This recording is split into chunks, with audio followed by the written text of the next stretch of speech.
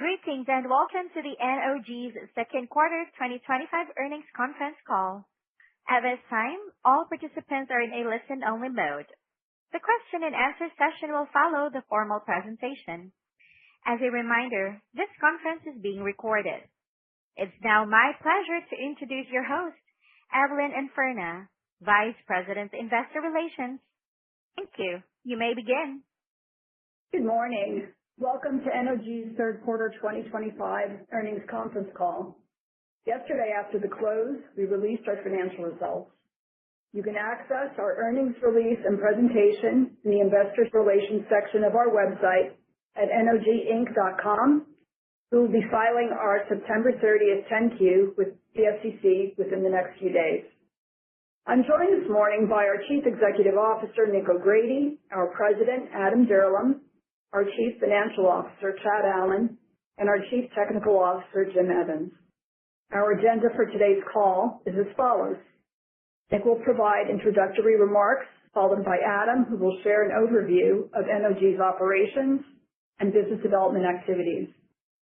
And Chad will review our financial results.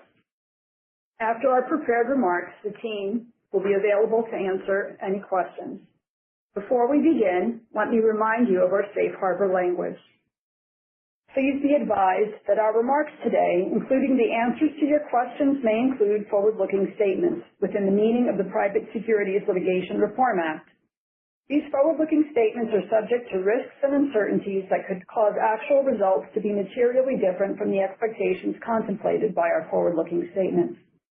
Those risks include, among others, matters that have been described in our earnings release as well as in our filings with the SEC, including our annual report on Form 10-K and our quarterly reports on Form 10-Q. We disclaim any obligation to update these forward-looking statements.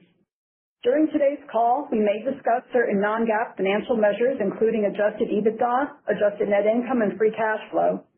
Reconciliation of these matters to the closest GAAP measures can be found in our earnings release. With that, I'll turn the call over to Nick. Thanks, Evelyn. Welcome and good morning, everyone, and thank you for your interest in our company.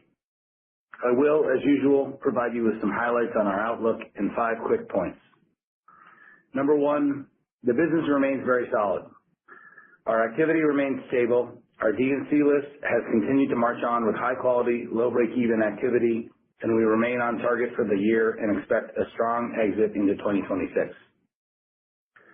Number 2, we and many of our operators have been cautious and disciplined with our drilling capital. We have explained that being return-driven versus growth-driven means we will react accordingly and be judicious with how we allocate our capital. So far, given the commodity complex, this strategy has proven to be sensible. This allows us to preserve our growth inventory and capital for periods where we can maximize value for our investors and ramp aggressively when it's appropriate in the cycle. Yet we've also grown our gas volumes into a stronger backdrop as we allocate capital accordingly. Number 3, it also means we can focus some of our capital for long-term value creation. We have never been busier on the BD front, ever. We have been clear that our priorities are focused on creating long-term value, and we believe that disciplined, long-term strategic opportunities are best suited in this environment to create value. Our recent minerals and royalty deal typifies this strategy, adding long-term growth, low-risk assets into the portfolio that will prove highly resilient to short-term gyrations in the commodity market. Number 4, we've been purposely tactical in regards to our capital stack. The balance sheet management we have undertaken may not be fully appreciated yet, but it is critical to how we navigate the current marketplace.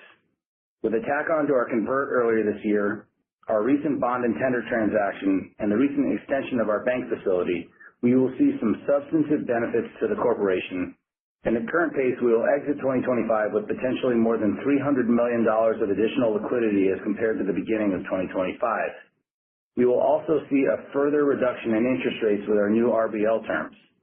We've entered into interest rate swaps to further reduce those rates and can increase this amount if warranted.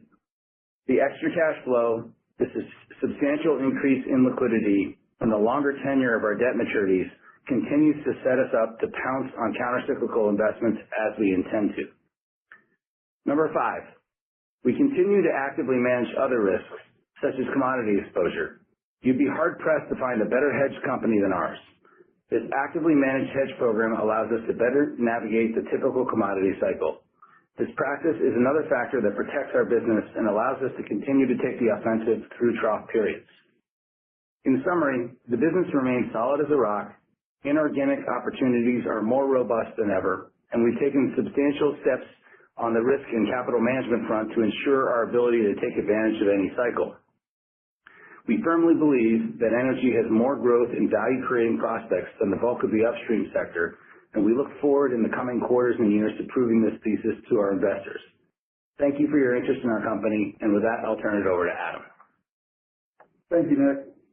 I'll touch briefly on the operational results for the quarter and then turn to our ongoing business development efforts.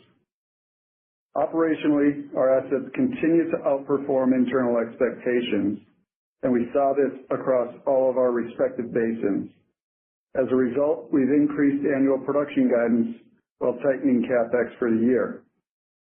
While expected turn-in lines came in slightly under forecast as certain wells were deferred to the fourth quarter, production outperformance was driven by a number of different factors.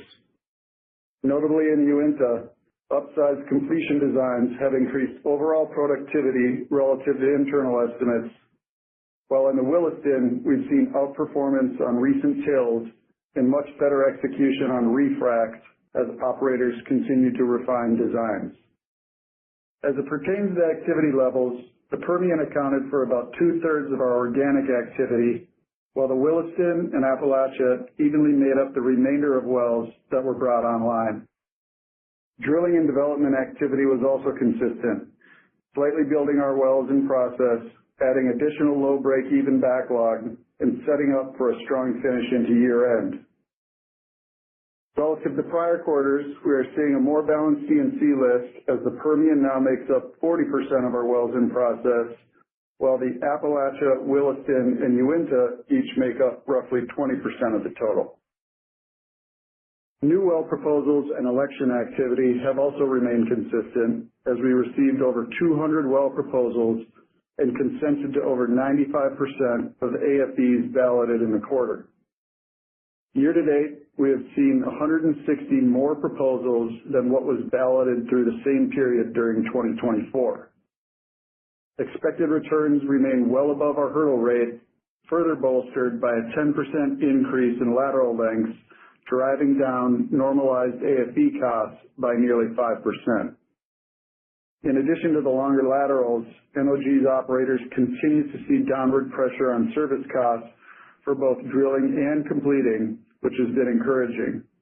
We should see those operational efficiencies materialize through Q4 and into 2026.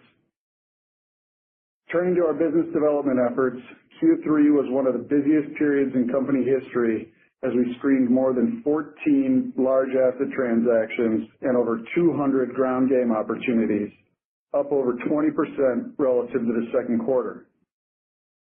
While our scaled business model provides more acquisition opportunities than any other in the E&P space, we remain focused on only the highest quality assets and will strictly adhere to our stringent underwriting requirements. As we previously announced, in August, NOG closed on a royalty and mineral interest acquisition in Uinta that included 1,000 net royalty acres across 400-plus gross locations, excluding the additional inventory that is not currently in our development plan. This is a prime example of how NOG leverages its proprietary database and asymmetric knowledge to capitalize on opportunities in an inefficient market. This acquisition increased NOG's average effective NRI from 80% to 87%, covering the entirety of our Uinta position and further lowering our break-evens in one of the fastest-growing basins in the lower 48. Our ground game remains as active as ever, closing 22 transactions, executing on 3 trades that high-graded our acreage position, and signing a joint development agreement that covers 7 additional extended lateral spacing units. As a result, we added over 2,500 net acres and an additional 5.8 net wells during the quarter, bringing year-to-date ground game additions to over 6,000 net acres and 11.6 net wells across 50-plus transactions in all of our respective basins. NOG's diverse holdings across both oil and gas has provided ample opportunity to deploy capital in both near-term drilling opportunities as well as longer-dated inventory. This has given us the ability to navigate the dynamic competitive pressures that have changed throughout the year. While the broader M&A market has been relatively stagnant across the sector in a lower commodity environment, our unique position counters that thesis, and we do not see things slowing down for NOG. However, the landscape has changed from historical trends. In the past, the large majority of opportunities were concentrated in the Permian, and while we continue to see those prospects, we are seeing a myriad of high-quality potential deals spread across a greater number of basins. Currently, we are screening 8 transactions with a combined value of over $8 billion across operated, non-operated, and joint development structures. Additionally, we've been able to approach a number of these assets with various structures, providing optionality to the seller that also works for us. Regardless of the environment, we will remain steadfast in our approach to underwriting and focused on high-quality assets that will generate superior returns for our investors and stakeholders. With that, I'll turn it over to Chad. Thanks, Adam. NOG's diverse and scaled platform continues to deliver in the face of a challenging macro environment, and well performance continues to exceed internal expectations across all of our basins.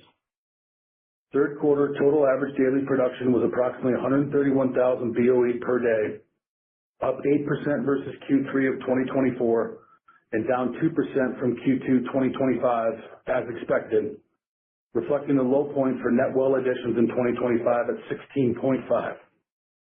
It is important to note that a third of those net wells came online late in the quarter, providing momentum into the fourth quarter.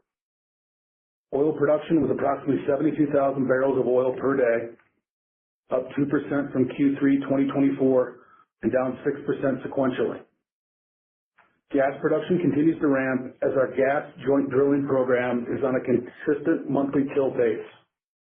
Once again, we had record gas volumes of approximately 352 MMCF per day, up 15% from Q3 2024 and up 3% from Q2 2025. With the expectations of adding between 23 and 25 net wells in the fourth quarter, heavy late net well additions, and well outperformance in Q3, we have increased our annual production guidance to a range of 132,500 to 134,000 BOE per day. Moving on to our financial results, adjusted EBITDA in the quarter was $387.1 million, and free cash flow was $118.9 million, marking our 23rd consecutive quarter of positive free cash flow, exceeding $1.9 billion over that time period. We reported a net loss of $129 million in the quarter, which reflects the previously disclosed non-cash impairment charge of $319 million. Our adjusted net income was $102 million, or $1.03 per diluted share in the quarter. Oil differentials averaged $3.89 per barrel, as we saw improved differentials across all of our oily basins. Natural gas realizations were 82% of benchmark prices, consistent with Q2 2025 due to ongoing Waha market weakness, and was also impacted by lower NYMEX natural gas prices. Lease operating costs per BOE were down marginally from Q2 2025, despite lower oil volumes. We did see some relief on saltwater disposal costs, but we are still seeing steady expense pressure from workovers. Given the higher run rate year to date and the expectation of continued workovers, we have increased annual guidance on LOE. We have also revised guidance on production taxes to a lower run rate given year-to-date actuals and anticipated production mix in the fourth quarter. CapEx in the quarter, excluding non-budgeted acquisitions and other, was $272 million, reflecting an active quarter on the ground game as discussed by Adam earlier. Overall, the $272 million was allocated with 49% to the Permian, 25% to the Williston, 5% to the Uinta, and 21% in the Appalachian Basin. Approximately $212 million of the total spend in the quarter was allocated to organic development CapEx. With the history of 3 quarters behind us, we have tightened our full-year CapEx guidance to a range of $950 million to $1.025 billion. At the end of the quarter, we maintained approximately $1.2 billion in liquidity, consisting of $32 million in cash and over $1.1 billion available on our revolving credit facility.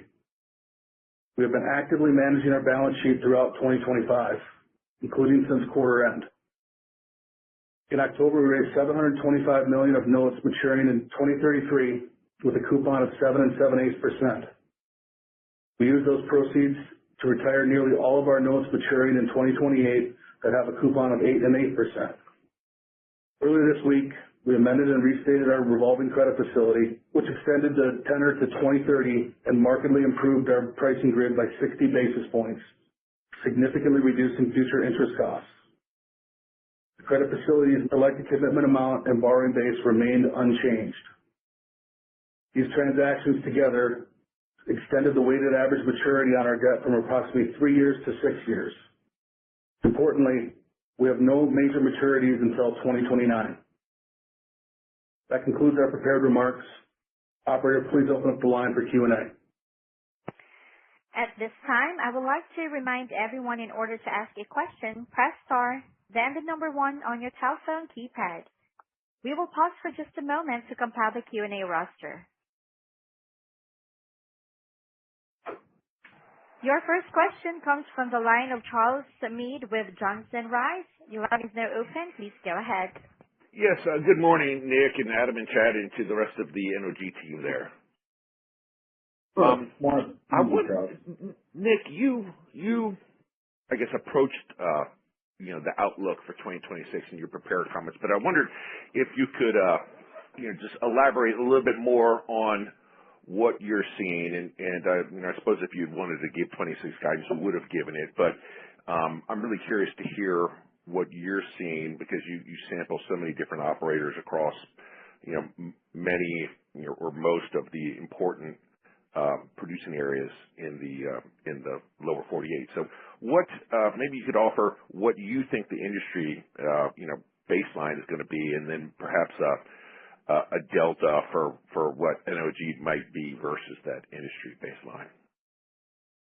Yeah, I think what you see in the industry is probably what you'll see for us at this point. I think we haven't seen much change in activity since the prior quarter, which has been relatively flat.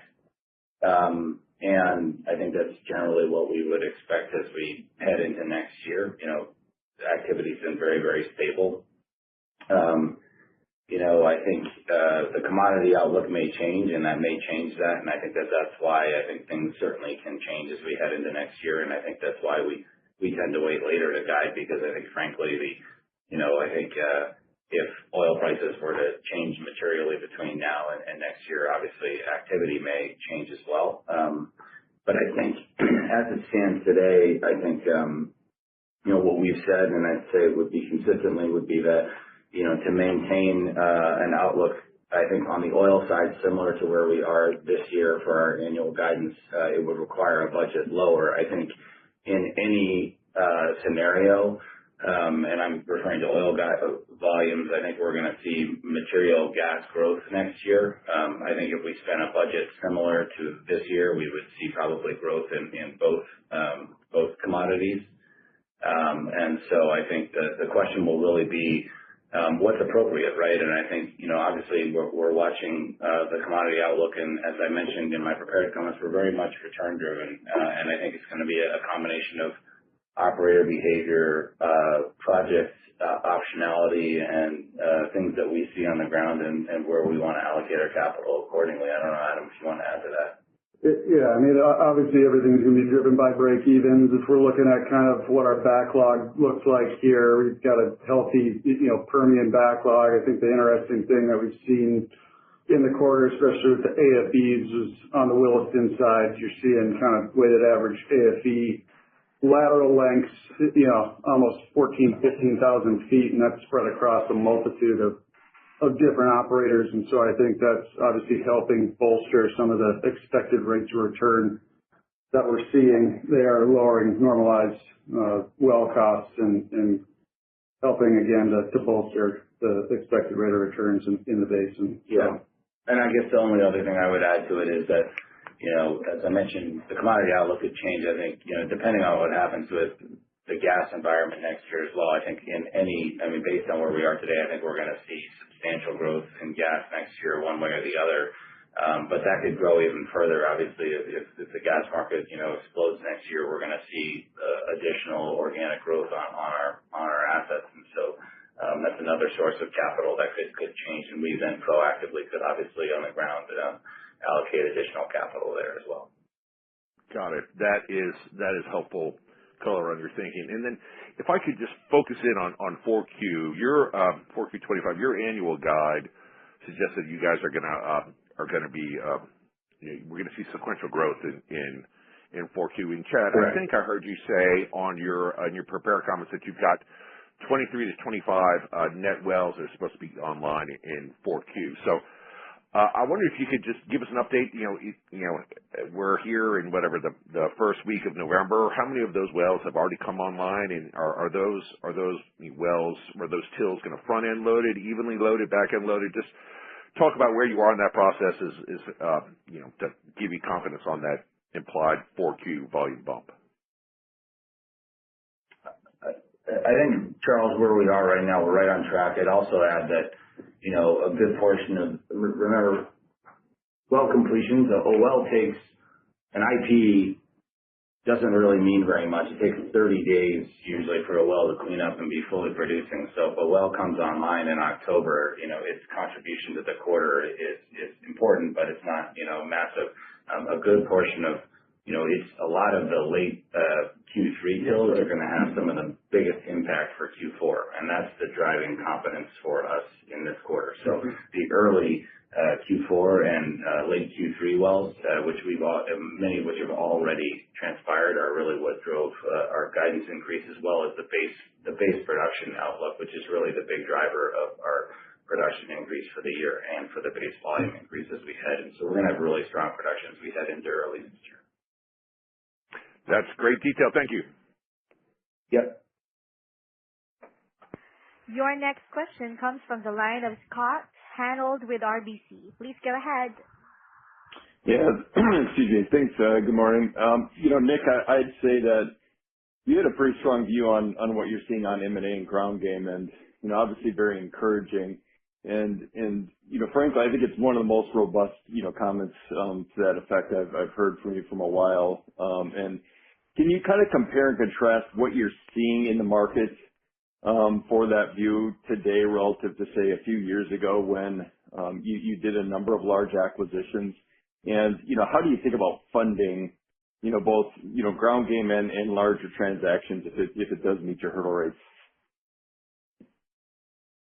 Let's see here. In terms of the robustness of the backlog, I'd say the one comment I'd make is it's a lot broader than it's been. I think if you go back a few years ago, it was very Permian-centric, Scott. It was very much driven by private equity firm life, and you had a lot of assets being monetized after a long period.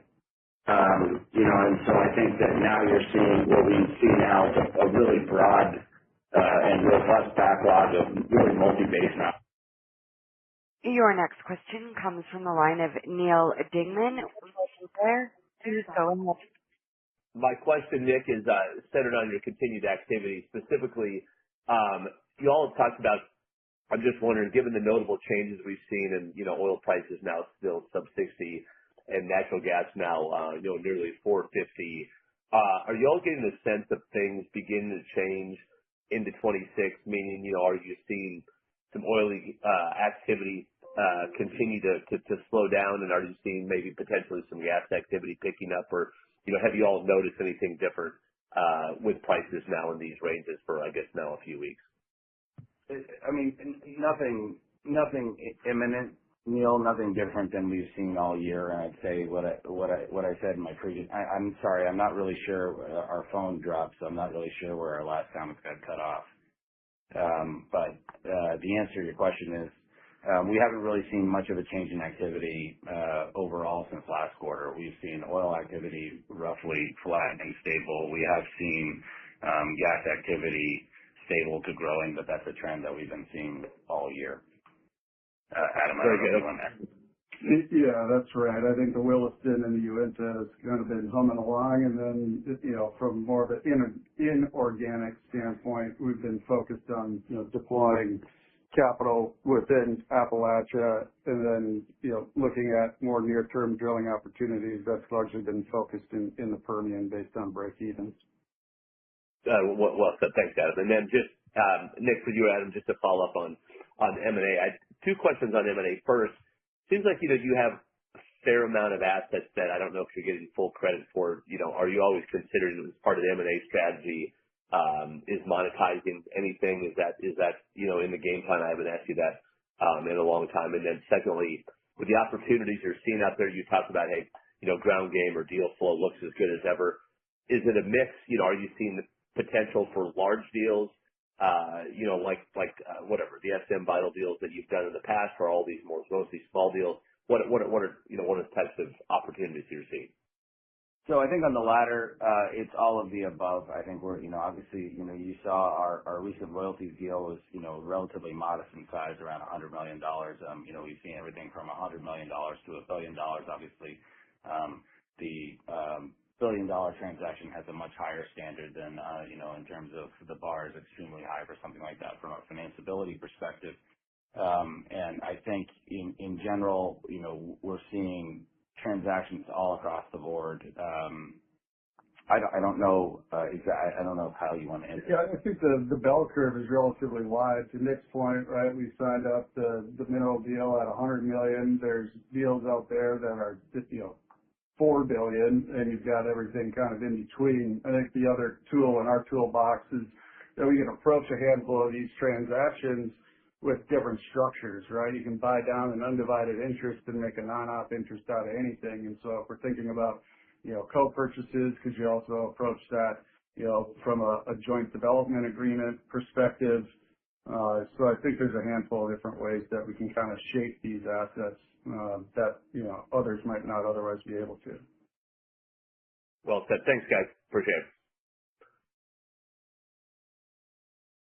Your next question comes from the line of Scott Hanold with RBC. Please go ahead. Yeah, thanks for getting me back in the queue. And Nick, I guess to my first M&A question, I think where it cut off is, when you were differentiating between now and say a few years ago, you were mentioning it was broader. And I guess just to, finish off that question, I guess would be the funding, how you think about funding for that. And then I'll have my follow-up after that. Yeah, I mean, I think, I think my rant got cut off, but I would just say this. Look, in terms of funding, Scott, we've answered this question publicly many times before. We'll fund it no differently than we ever have. If you believe that we have a relatively sophisticated understanding, both at the board and the managerial level of corporate finance, one would assume we'll finance any transaction if and only if it's beneficial to our stakeholders, and only in a way that would be beneficial to them for the long term and in a risk positive way. But suffice it to say, as I mentioned in my prepared comments, we have an incredible amount of liquidity at advantage cost, call it sub 6%, and multiple other avenues should we need to tap those sources, but we'll only do it if it makes sense to. Okay, understood. Thanks for that. And then my follow-up question is, Adam, you were talking about lateral lengths, how they're increasing, and could you all just give some kind of context for us on, how broadly you're seeing that lateral length increase, and how does that impact your capital efficiency and decline rates moving forward? Yeah, I can kick it off and then hand it over to Jim in terms of decline rate commentary there, but it's across the board with our respective basins. As I mentioned earlier, the Williston in Q3 with AFEs, we're seeing 14,000, 15,000, foot lateral lengths, and that was spread across, 5+ operators with, 80+ AFEs that we received during the quarter. We're seeing the same thing in Appalachia and even in the Uinta, with the partnership with SM, we're starting to lengthen lateral lengths there as well. And even with the Permian, I think we're seeing some of the longest average lateral lengths that we've seen to date. That obviously puts downward pressure on weighted average AFE, normalized AFE costs there, and then, further bolsters expected returns. And I think the biggest takeaway that we've seen after observing this over, an extended period of time has really been, how they've accessed the reservoir, and that's probably where I'll give it to the engineer. Yeah, thanks, Adam. Yeah, like we said, we're seeing operators continue to refine their completion designs, more effectively stimulate the toe of the well and be able to draw down the pressure. What you'll see is, they're not going to over-design the facilities, so you're not going to see a straight ratio going from a 2-mile to a 3-mile where the IP is going to go up by 50%. It's going to go up a little bit. What you're going to find is that the well is going to stay flat for much longer and then have shallower declines. Now, we typically are a little bit more conservative, and so what we'll see is that when we see that IP rate, we'll continue to maintain our prior decline rates until we have more information. That might take 6-9 months. And so what we're seeing now is that these wells are holding in there a little bit flatter for a little bit longer. So they're starting to exceed our expectations from what we initially expected. So as we continue to get more information, we'll continue to refine our expectations and our decline curves moving forward.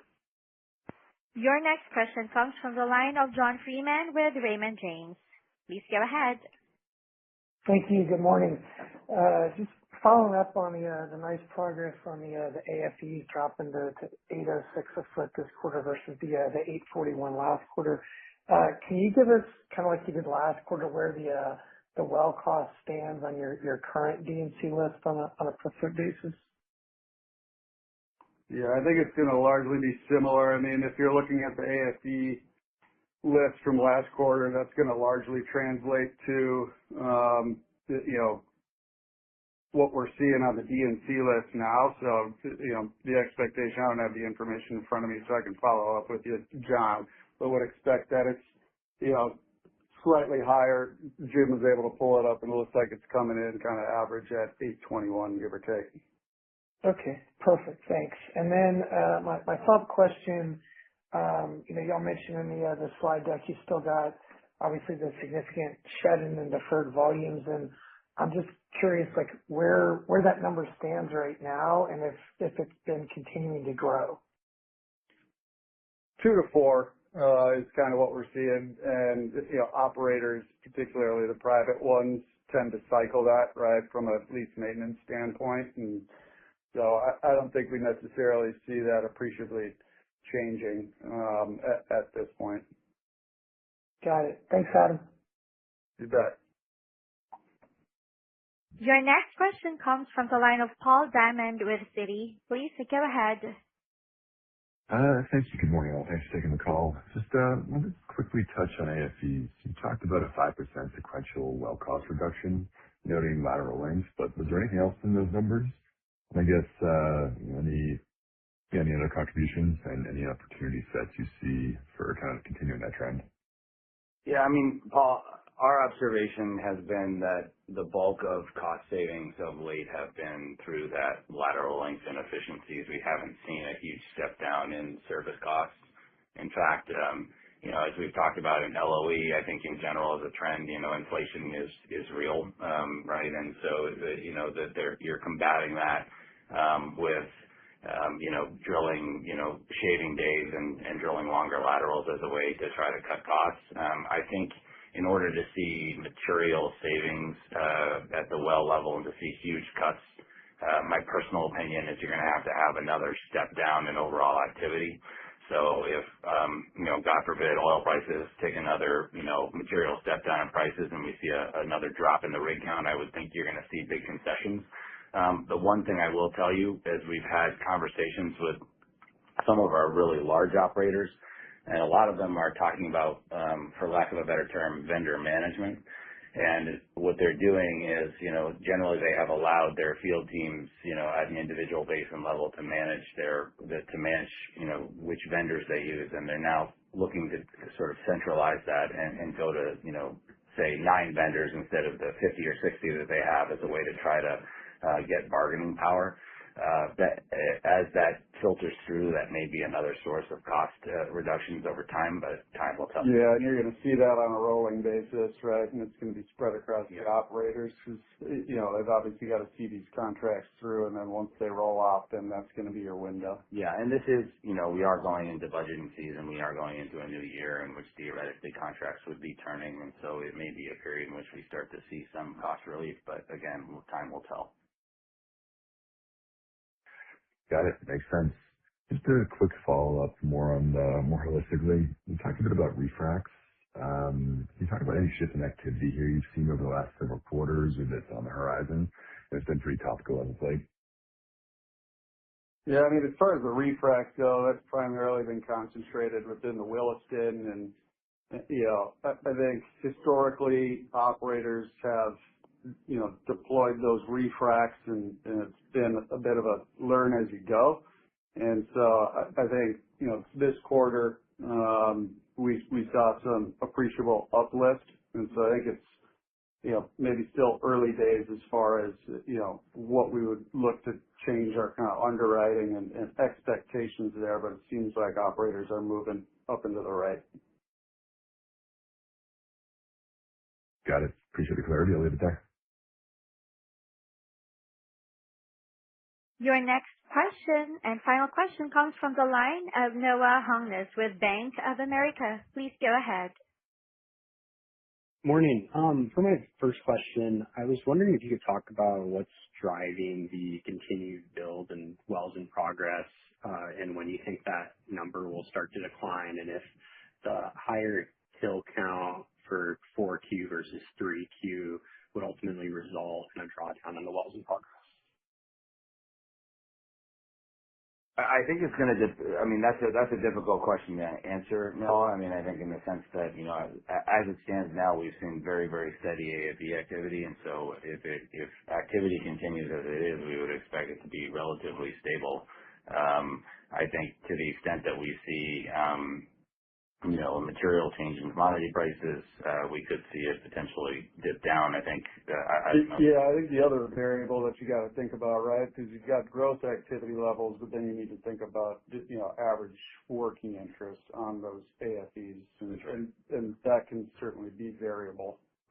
So, from a growth perspective, everything's been kind of humming along, but, from a net level, that can vary from quarter to quarter. And so if you're looking at just activity quarter over quarter, that can fluctuate. Yeah. But I mean, if the question is, do we see that imminently changing? The answer is no. No. But could it? Of course. I think really it's going to be dictated by the environment. And so, I think if certainly our view would be that if prices have a material change from here, we would expect activity to change, one way or the other. Yeah. The only other thing I guess I'd add is, stack pay, co-development, are you drilling 2 wells on a pad or are you drilling 12?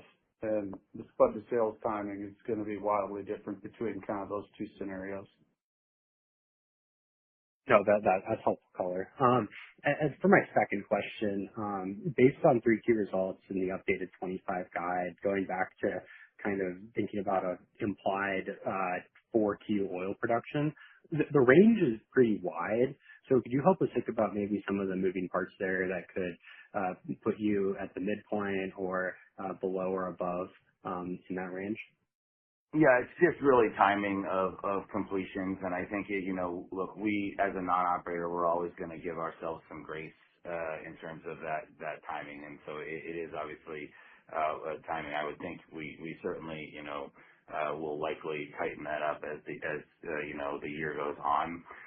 But what I would say is regardless, we would expect to see, a material step up as we exit the year. And what I would say as well, is that we have seen, and I think, we did talk about this in our prepared comments, but, as base production has improved and overall declines have moderated, it has really set us up for a really nice start to the first half of next year. And I think, to your prior point, I think the question will really come down to, how much capital both do our operators deploy and how much capital do we want to on a discretionary basis want to deploy next year in terms of what types of activity are we targeting, and that's really going to drive the results for next year as we go into. And I think that's really a return-based decision.